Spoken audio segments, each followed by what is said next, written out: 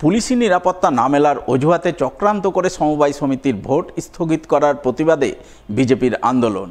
রবিবার এমনই অভিযোগ তুলে বিজেপির আন্দোলনের ছবি নজরে এলো মালদার হবিবপুর ব্লকের কানতুরকা অঞ্চলে। আন্দোলনের অঙ্গ হিসাবে এদিন বিজেপি নেতাকর্মীরা মিলে প্রথমে কানতুরকা অঞ্চল এলাকায় রাজ্য সড়কে মিছিল করেন। মিছিল শেষে বিজেপি নেতাকর্মীরা মিলে কানতুরকা অঞ্চলের গোপালপুর ধনঞ্জয় সমবায় কৃষি উন্নয়ন সমিতির সামনে পথ অবরোধ করে বিক্ষোভ দেখান। মিছিল অবরোধে নেতৃত্ব দেন হবিবপুরের বিজেপি বিধায়ক জোয়েল মুর্মু, বিজেপির হবিবপুর 4 নম্বর মণ্ডল সভাপতি জহর মুর্মু, কনভেনার স্বপন বর্মন সহ অন্যান্যরা। দুর্নীতির বিরুদ্ধে লড়তে হবে একসাথে, চর্চিত টিএমসির বিরুদ্ধে লড়তে হবে একসাথে। বন্দে মাতরম, বিজেপি জিন্দাবাদ, জিন্দাবাদ, জিন্দাবাদ, ভারতীয় জনতা পার্টি জিন্দাবাদ, জিন্দাবাদ, জিন্দাবাদ।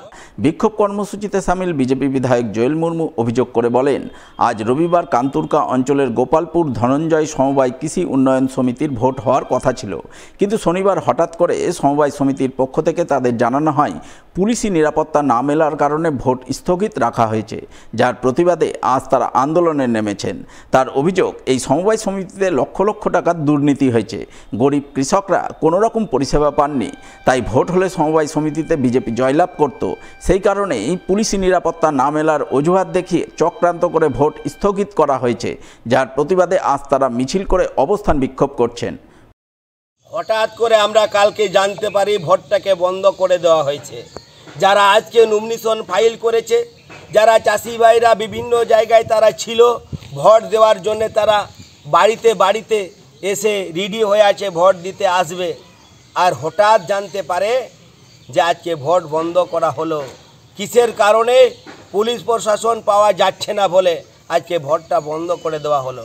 এই পুলিশ প্রশাসনের অজুহাত দেখে এই সমিতিতে যত লুটপাট করেছে এটা প্রকাশ্যে যেন না আসে, তার জন্য লক্ষ লক্ষ টাকা আজকে ধ্বংস করে দিয়েছে।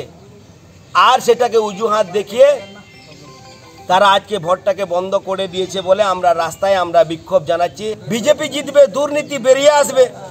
বিজেপির লোক যেন সভাপতি না হয়, বিজেপির লোক যেন সেক্রেটারি না হয়, বিজেপির লোক যেন কমিটিতে না থাকতে পারে। বিজেপির মানুষ যারা আজকে জিতবে তারা প্রকাশ্যে মানুষের কাছে বলবে, মানুষ চাষি ভাইদেরকে সুযোগ সুবিধা দিবে, সার দিবে, এখান থেকে ধান কিনা হবে, এটা যেন না করতে পারে, তার জন্যই চক্রান্ত করছে।